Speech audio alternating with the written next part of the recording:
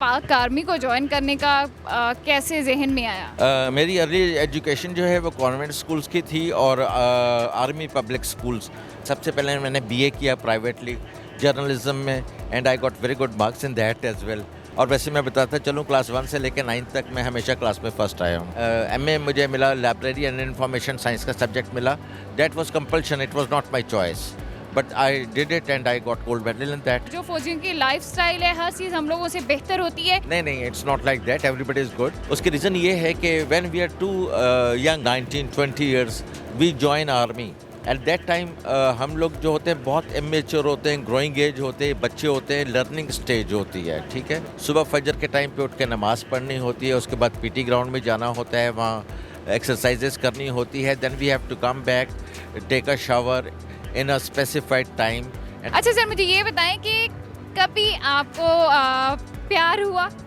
मेरे फादर का फ़ोन आया कि your mother and your sister has picked up a liking for a girl, तो हम आपकी शादी कर रहे हैं। मंगनी वाले दिन वो साइड पे बैठी थी, घूंघट आगे किया हुआ था, कोशिश बहुत की लेकिन देख नहीं सका।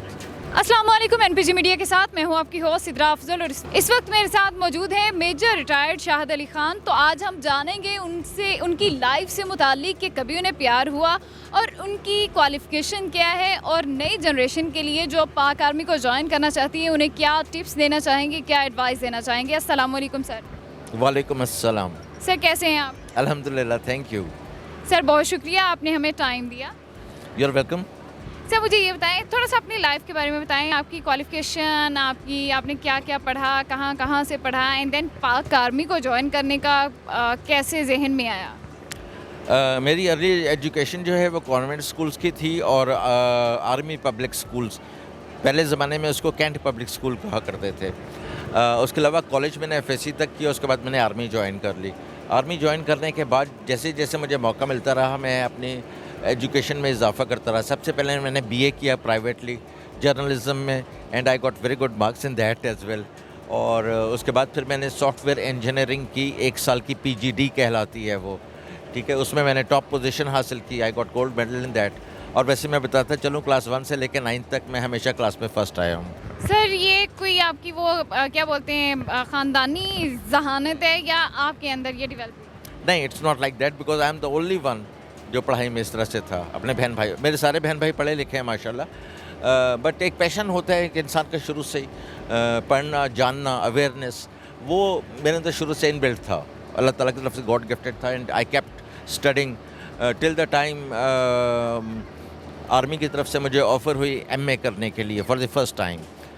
एमए मुझे मिला, लाइब्रेरी एंड इंफॉर्मेशन साइंस का सब्जेक्ट मिला। That was compulsion, it was not my choice, but I did it and I got gold medal in that. And after that मैं उस in the mean time I did my MBA IT में मैंने MBA simultaneously किया Princeton university Karachi से। Sir आपकी job start थी इस दौरान जब आप साथ, जॉब तो वो टफ नहीं होता? हाँ, टफ तो होता है, but in the mean time मैंने इंग्लिश किया, मैं इस्लामियात किया। सर मुझे ये बताएं कि ऑब्वियसली आप मैरिड होंगे। Yes of course. मुझे सबसे पहले तो ये बताएं कि आप लोग इतने सख्त क्यों होते हैं? I don't think so. आप कभी किसी फौजी से मिली हैं, कभी उनके साथ रही हैं? मेरे दादा अबू है ना। हाँ, दादा अबू हैं। फौजी बेसिकली सबसे ज़्यादा सॉफ्ट होते हैं। They are most kind hearted and most soft. They look after everyone and they do not backbite anyone. This is the difference. लेकिन हम लोग चूँकि प्रिंसिपल्ड लाइफ गुजारते हैं, डिसिप्लिन्ड लाइफ गुजारते हैं, we do not want bad thing to occur, we always want good thing to happen. That's why people take away with the idea कि फ़ौजी सख्त होते हैं। फौजी सख्त होते हैं मतलब उन्हें कपड़े हैं तो उनमें एक भी सिलवट नहीं चाहिए होती है, और खाना है वो उनका टाइम है, एक टाइम के जो टाइम है ना, मतलब 4 बजे खाना खाना है तो आपको 4 बजे ही चाहिए होता है, ऐसे ही होता है ना? What's so bad about it? What's so bad about it? ना बुरा नहीं है, बट ये मसला ये है कि हम नॉर्मल लोग होते हैं ना, आप फौजी लोग थोड़े हम लोगों से, मुझे ऐसा लगता है, मुझे ऐसा नहीं लगता, बल्कि फ़ौजियों की जो रिस्पेक्ट है और जो फ़ौजियों की लाइफस्टाइल है, हर चीज़ हम लोगों से बेहतर होती है और वो हम लोगों से बेहतर इंसान होते हैं। नहीं, it's not like that, everybody is good. बात यह है कि जैसे आपने कहा कि 4 बजे खाना खाना है तो 4 बजे ही खाना है। उसकी बेसिक रीज़न ये है, मैं अभी आपको थोड़ा सा डिटेल्ड आंसर होगा ये, ठीक है। उसकी रीज़न ये है कि when we are too young, when our age is about 17 18 years, 19 20 years, we join army. At that time हम लोग जो होते हैं बहुत इमेच्योर होते हैं, ग्रोइंग एज होते हैं, बच्चे होते हैं, लर्निंग स्टेज होती है, ठीक है। उसमें आप एटिकेट्स भी सीख रहे होते हैं, मैनर्स भी सीख रहे होते हैं, लाइफस्टाइल भी सीख रहे होते हैं, रिलीजन भी सीख रहे होते हैं। उस टाइम पर हमारी ट्रेनिंग की इब्तदा होती है, ठीक है। जो ट्रेनिंग की इब्तदा होती है वो वेरी वेल टाइम्ड होती है।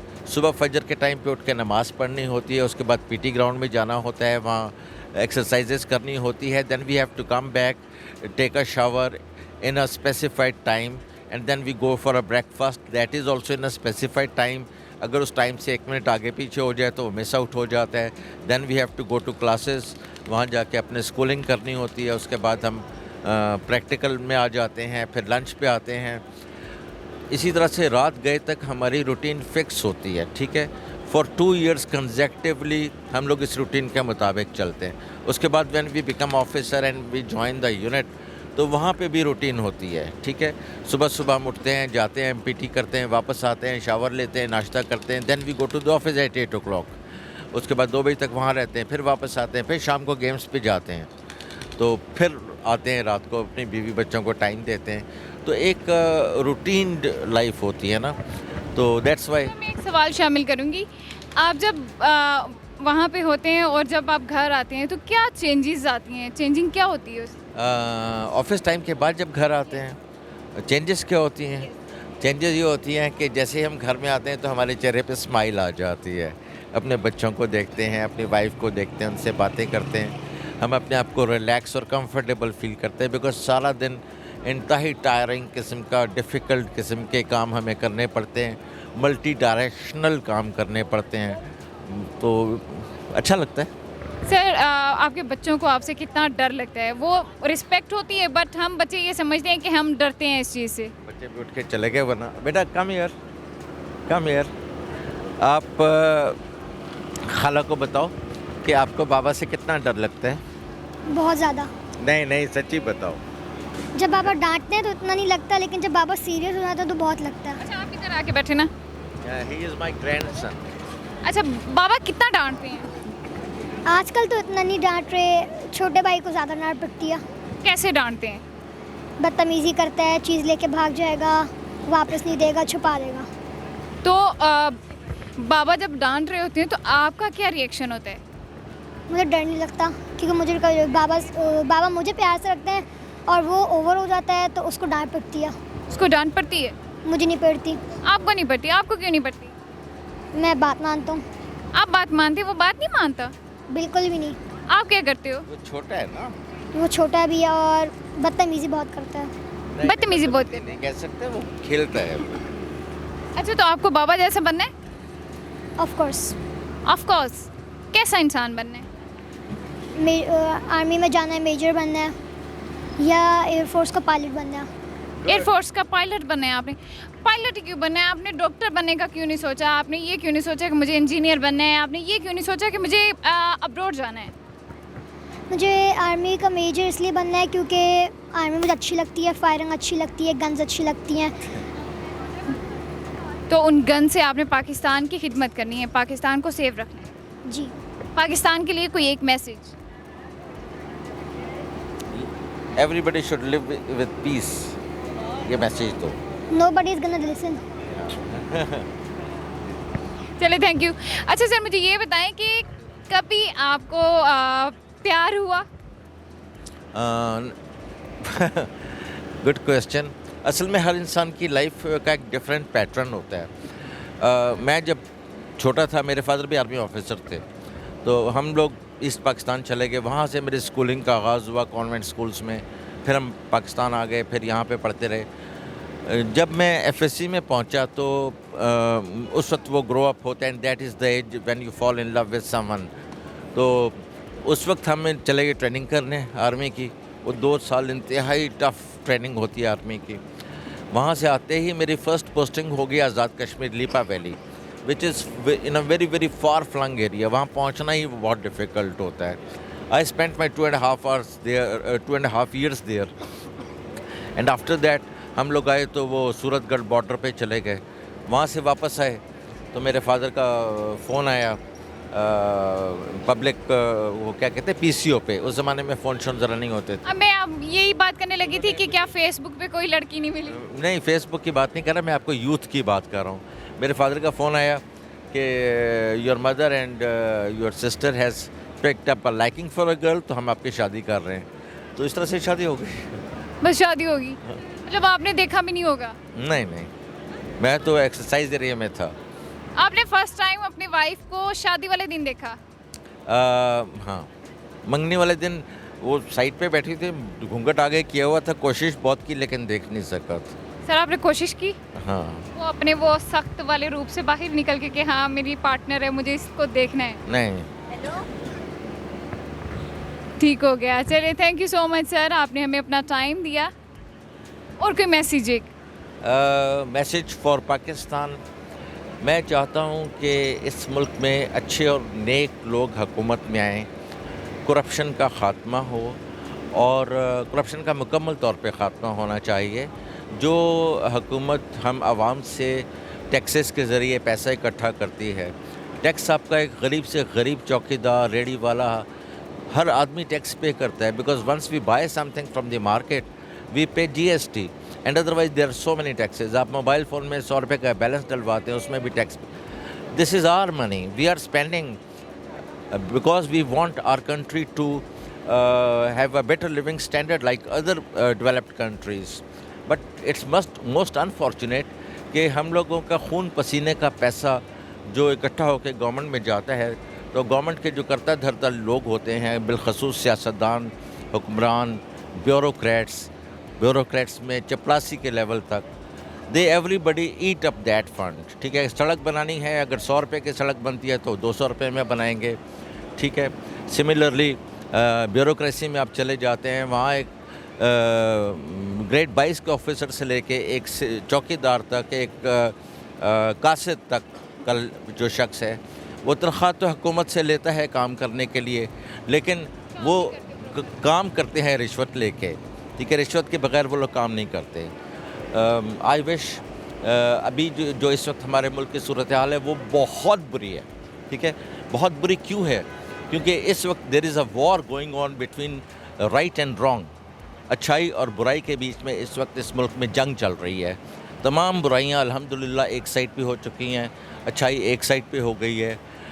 वॉर में आम तौर पे बुराई की फतह होती है because they are very strong people. ठीक है, बट अगर अच्छाई डट जाए और अल्लाह पे यकीन रखे तो एक न एक दिन अच्छाई की फतह ज़रूर होती है। ठीक है, और हमारी दुआ ये है अच्छाई। सर न्यू कमर्स जो पाक आर्मी को ज्वाइन करना चाह रहे हैं या जो पाक आर्मी में आ चुके हैं, उन लोगों के लिए कोई टिप्स?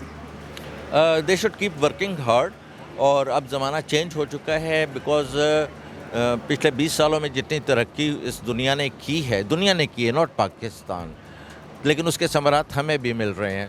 तो they should keep a pace with that, they should keep themselves abreast with the education because जैसे जैसे दुनिया तरक्की कर रही है वैसे वैसे हमारे लिए जो हमारा जो टास्क है वो भी अपहिल होता जा रहा है, डिफ़िकल्ट होता जा रहा है। हमने उससे नबर्दो आज़मा होना है, हमें अपने अंदरूनी खलफशार से भी नबर्दो आज़मा होना है और हमने अपनी बैरूनी बॉर्डर्स का भी दिफा करना है। ठीक है, लिहाजा हमारे आर्मी ऑफिसर्स जो हैं और ऐसा कर रहे हैं अल्हम्दुलिल्लाह। हमारे आर्मी ऑफिसर्स जो हैं, अब जिस ज़माने में हम आर्मी ऑफिसर्स थे उसके निस्बत आज के आने वाले आर्मी ऑफिसर्स जो हैं, they are far better, they are doing good and I wish them to continue good for the country. वो अपनी जानें कुर्बान करते हैं ताकि हम लोग सुकून से सोएं। ठीक है, और फ़ौज से बढ़कर मुक़द्दस और अच्छा और नेक पेशा दुनिया में कोई भी नहीं। दुनिया की कोई भी फ़ौज हो, फ़ौजी दुनिया का कोई भी हो, वो मोतबर होता है, वो इज़्ज़तदार होता है, वो लोगों की इज़्ज़तों की हिफाजत करता है। वो पुलिस की तरह से लोग जैसे पुलिस को देख के डर जाते हैं, उससे छुपने की कोशिश करते हैं, कोई फ़ौजी उनको नज़र आते हैं तो वो भाग के उसके पास जाते हैं, उससे सलाम लेने की कोशिश करते हैं because this is the respect फ़ौजी have earned through their deeds. जी नाजरीन, इस वक्त मेरे साथ मौजूद थे मेजर रिटायर्ड शाहिद खान और हम लोगों ने उनसे बात की और उनसे बात करके मुझे बहुत अच्छा लगा। और अगर आपको अच्छा लगा हो तो हमारे कमेंट बॉक्स में आकर कमेंट कीजिएगा और हमारी वीडियो को ज़्यादा से ज़्यादा शेयर कीजिएगा। अल्लाह हाफिज़।